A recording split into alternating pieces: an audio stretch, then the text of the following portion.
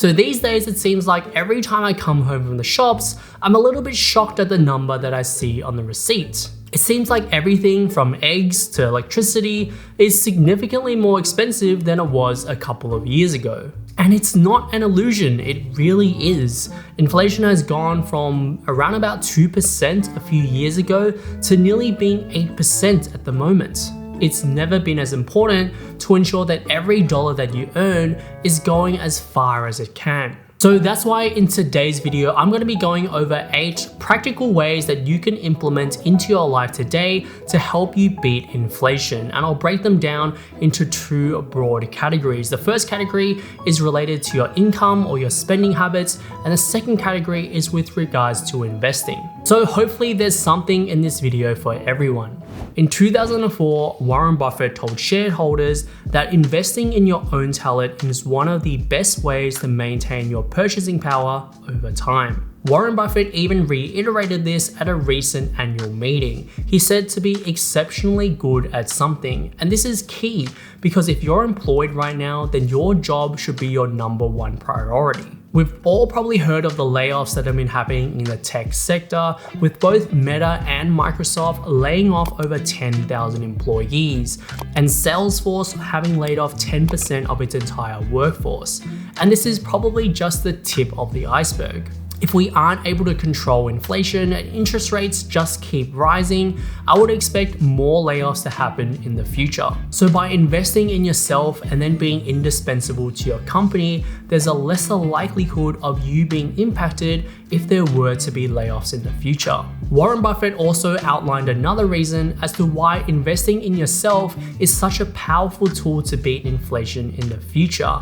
And that's because you're using today's money to pay for your education. So we all know that inflation will always be here in our economy. Typically it hovers at around about 2 to 3% per year, so prices will continue to increase in the future. But the cost that you pay for your education, for example, I graduated in 2014, and so I used money back then to pay for my education.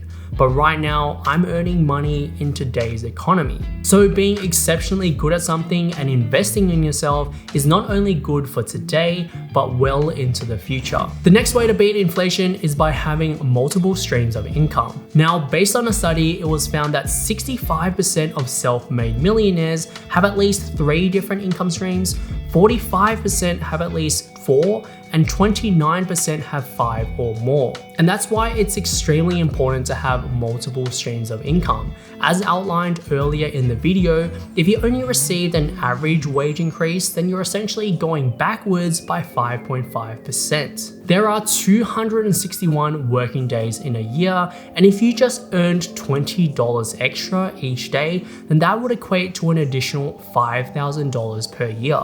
And this could go a long way towards fighting off inflation. Now you could go about this the traditional route, work a little bit of overtime, ask for a raise, get some qualifications, get a new job, or you could start a side hustle. Now I've made multiple videos on side hustles in the past, so check that out after this video if you're interested.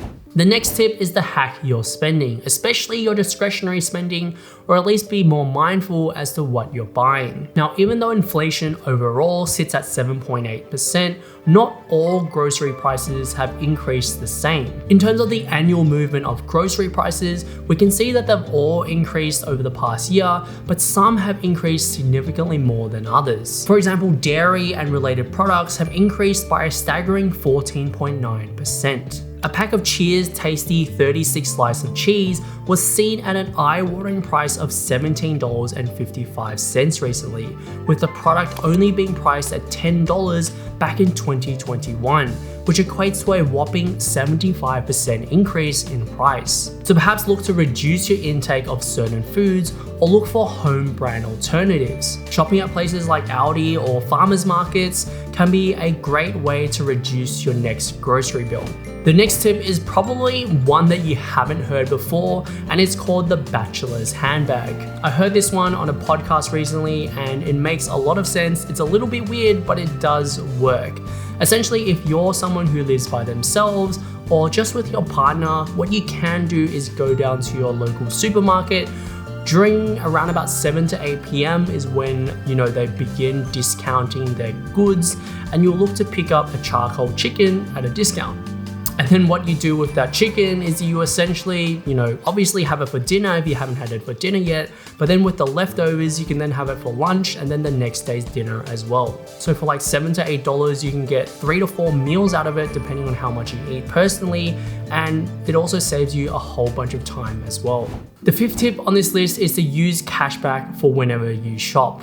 Using sites like Cash Rewards and ShopBack, you can earn cashback simply for doing your everyday shopping. I've personally been using them for several years now, and over that period of time, I've accumulated hundreds of dollars worth of cashback that I otherwise wouldn't have gotten if I weren't using them. Now, using it is very simple. If you're on a laptop or desktop computer, you can just use the browser extension, and when you're shopping online like you normally do, ShopBack and Cash Rewards works in the background to find you cashback deals. So it's not like you're having to do any extra work, because when cashback or Cash Rewards finds deals for you, it'll pop up and all you'll need to do is activate that cashback offer.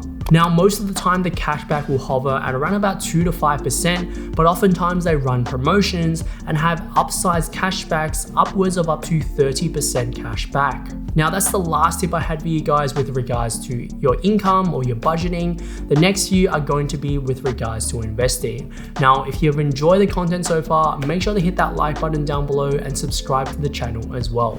So the first investing related tip is to actually be greedy. So once again, I want to quote my old friend Warren Buffett. Be fearful when others are being greedy, and greedy when others are fearful.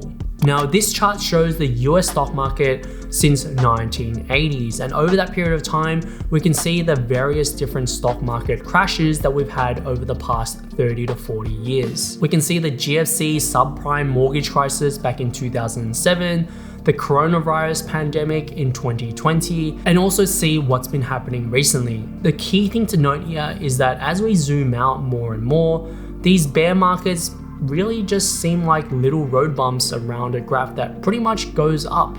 What we can also overlay onto this chart is see where the stock market has fallen by greater than 10%, 15%, or even 20%. The areas that are highlighted by red are essentially where the market experienced those falls, and then the blue shaded areas are essentially how long it took for the market to recover. Now, I'm not going to make any predictions as to whether or not we've reached the bottom right now, but overall, I still think it's a good strategy to just continue dollar cost averaging over time, regardless of what we're hearing in the market. The second last tip in this video is to avoid traditional bonds. Now, typically what you'll hear from the market is that generally speaking, when inflation is high, you should get out of bonds. So let's have a look at one of the more popular bond ETFs on the Australian market, which is IAF. And over the last few years, as inflation has started to increase, this coincides with the time where the value of this ETF has started falling. And the reason why they fell is that interest rates were going up. Essentially, you can think of interest rates and bonds as opposites on a seesaw. As interest rates go up, bond prices tend to go down. If you've been following the news recently about the banks that have collapsed over in the United States, they collapsed because they bought a whole bunch of bonds. Silicon Valley Bank at the end of 2022 held around about $117 billion worth of bonds.